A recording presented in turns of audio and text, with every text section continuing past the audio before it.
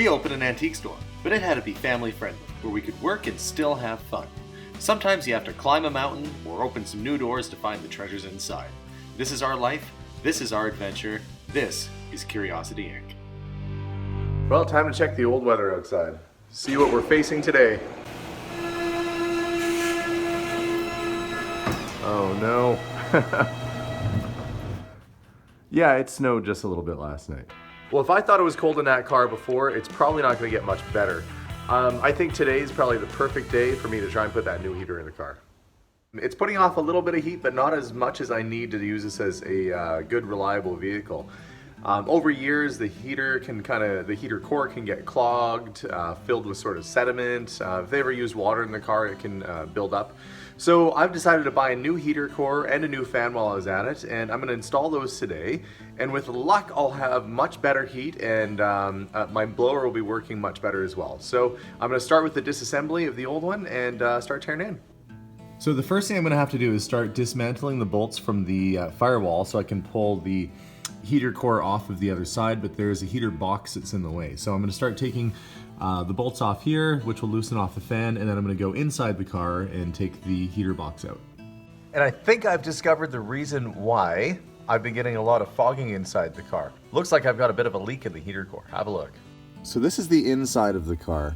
This is the heater box right here, and underneath there's the telltale signs right there, along there. See that?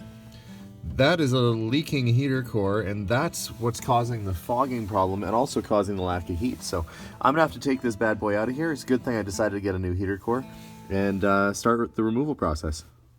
Well, here's a likely problem. There is a mouse nest in my heater.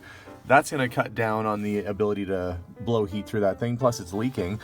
And my my hose that goes up from the heater core up to the vents is completely rotted away. So what little heat I was getting wasn't even getting it through the vents. So I am glad I'm tearing into this, because that would have been a pretty chilly winter. So the heater box is out. What I'm going to do now is take the fan off, put the new one in, clean this all up, and get it ready for reassembly. So with the 4 retaining bolts taken out, this unit should just lift right out. So now I have to take the fan off, replace the new motor, bolt it all back together, and then I can actually think about getting this back in the car. So on this fan, there is a little, I don't know if you can see it there, there's an Allen key hole that you have to undo to actually pull this thing off the shaft. So I'm gonna get my Allen keys out, and we're gonna take this off the shaft. This was seized on the shaft a little bit, so I did have to apply a little bit of heat just to kind of get it to free up, and then was able to pop it off here. So that's gonna go on the new one. And I've got to take the motor off of the mount here and then reinstall my new one. So that's what I'm going to do next. So really pretty simple, just 2 bolts, one there and one there that I undid. Took off the old motor, and there's the new one. So I'm just mounting that on and gonna clean this up a little bit and get the fan back in place. So just tightening the Allen key, this is just basically a little nut that holds the shaft on for the fan.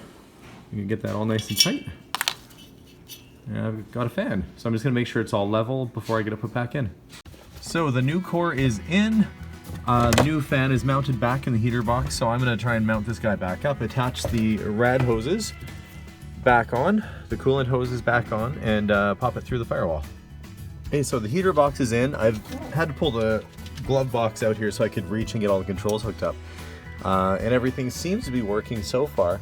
I've got all my controls in place and working.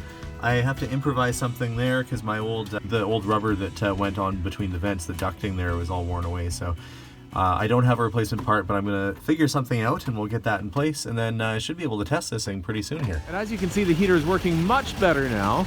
It's clearing off a big patch on my windshield.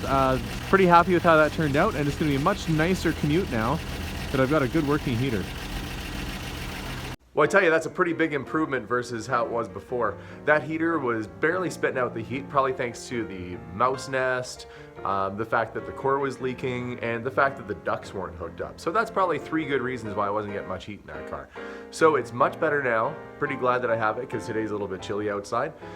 Thanks so much for tuning in. Don't forget to like the video and to subscribe. There's lots more adventures to come and some how-to videos and all kinds of stuff, so make sure to subscribe. You can also check us out at Curiosity Inc. YEG on our Instagram account. You can find us on Facebook as well.